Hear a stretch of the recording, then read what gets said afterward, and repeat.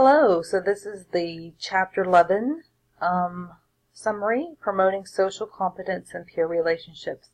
And it's Chapter 11 for the 8th edition of the book. So depending on what edition of the book, it may be different for you. Okay, so what are the contributions of peer relationships? Well, friendships are important in the lives of all students. So for youth and children with severe disabilities and for peers without disabilities. So cannot be understated the importance of friendships in the lives of children. So what are the importance of the positive peer relationships? Social and emotional development, positive adjustment, school engagement. Students are more engaged in their school environment, access to social and other supports, skill acquisition increases, and as well as quality of life increases. The interactions and associations students have with other children who are of the same age is the general definition of what are peer relationships. And these relationships can range from classmates, lab partners, teammates, club members, acquaintances, etc. So there's varied levels of relationships when we discuss peer relationships. So there's academic and social interactions, friendships, status relationships, which would be like a tutor and tutee, helper and helped, peer groups, social networks, membership into like different clubs, etc., and belonging to those organizations or associations, romantic relationships, and of course relationships with adults, so teachers, paraprofessionals, related service providers. What is the role and context of these relationships? These interactions are affected by the setting in which they occur. So whether it's in the classroom or outside of the classroom, etc., or just out in the community. The nature of the relationships surely change with age. So the depth and the breadth of those relationships certainly change with age. Interactions with peers with disability occur infrequently without intentional efforts for these students. So in classrooms, hallways, lunchrooms, playgrounds, extracurricular and after-school activities, adults in the school environment may need to facilitate those relationships with students with severe disabilities with peers without disabilities, depending. And there's varied levels of supports and interventions that adults can provide. Okay, so what are the assessments to identify needs and opportunities? So school-wide reflection efforts, so look at the school environment as a whole. For each school location in which the students spend their day, ask, are students with and without disabilities in the same place? So are they, able to interact with one another? Are these students with and without disabilities there at the same times? And are they doing the same things? So what are the opportunities that exist already in the school environment? Observation. Okay, so reflecting on relationships. So how do you reflect on those relationships? You observe in multiple settings. Classroom, extracurricular programs, informal activities. And what are some example outcomes you should be looking for? Social interactions, conversational initiations, affect, internet action quality, interaction partners, social support, social networks, membership, and social status. So you need to be looking at and observing the environment in multiple settings and looking for a variety of outcomes. You can also interview the students with the students themselves, the teachers and the paraprofessionals, peers, parents, and other family members. All of these help you observe, or that's an indirect observation of the nature of the relationships the student experiences. So what are some strategies for addressing these social needs? Shared space, or are they in the same space at the same time? Shared activities, shared interests, social and communication instruction, providing relevant information and strategies to peers as well, peers without disabilities, establishing valued roles for students, providing sufficient but not too much support. So you don't want to intervene too directly at times. Okay, some evidence-based strategies. Inclusive general education classrooms are perfect opportunities for students to interact. Students with severe disabilities to interact with their peers without disabilities. Informal contexts, lunch, recess, halls, before and after school. There's also extracurricular and school-sponsored activities, as well as after-school weekends in the summer months, which you can foster relationships across those as well. So what are the steps for implementation of peer support strategies? First, you need to identify students who need assistance to participate in the class activities. Not all students will need special techniques or strategies to help them interact with their peers.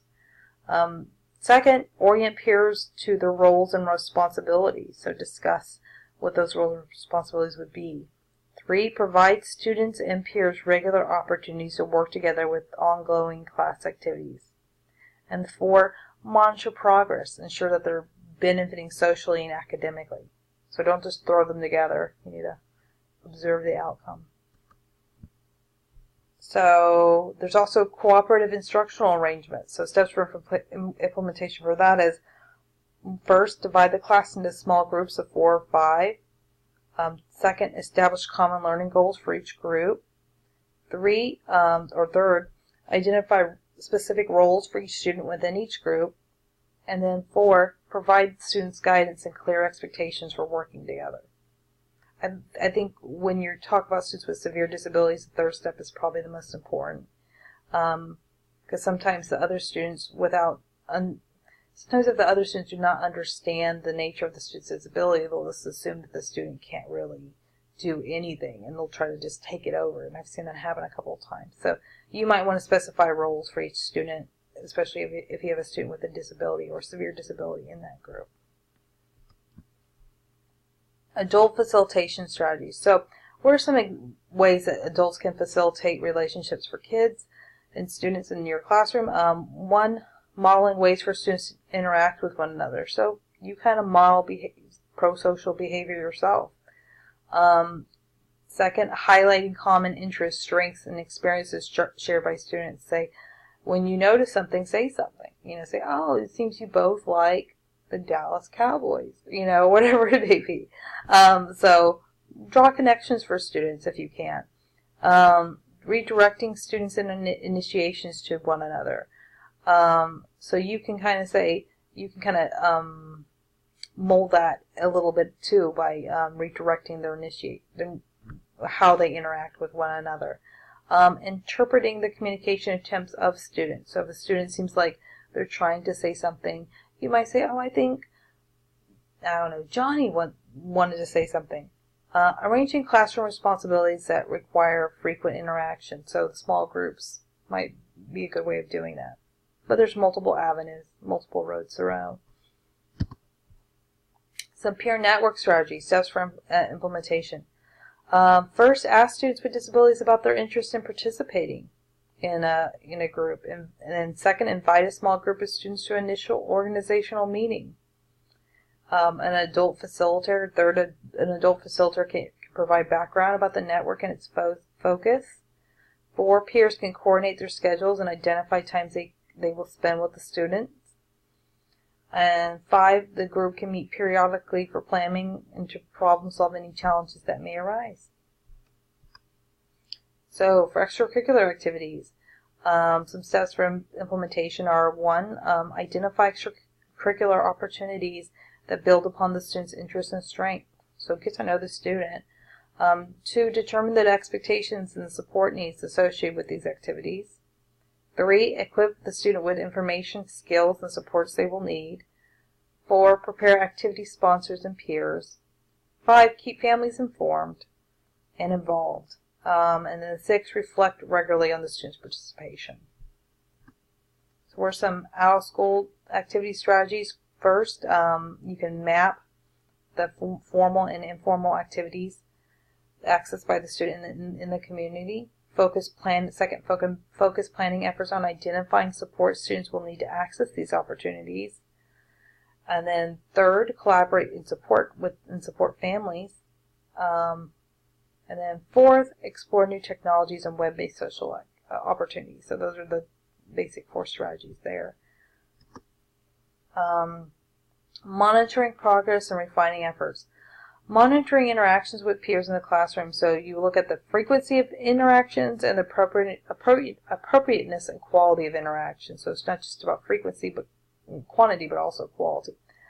So monitor participation in extracurricular activities, and then monitor just basic student and family satisfaction. So some students may have a lower need for peer relations than other students. So other students may want to have a lot more interaction than the typical student even. Some lunch group strategies, so steps for implementation. Ask students with disabilities about their interest in participating. So see what they would, if they would like to participate. Identify regular times and locations that students will spend lunch together. Invite peers who already know the student. Organize initial introductory activities. Encourage friends to invite others and take responsibility for planning group activities. And then the adults should obviously fade out at some point. Okay? Well, that's that chapter. On to the next summary. Thanks.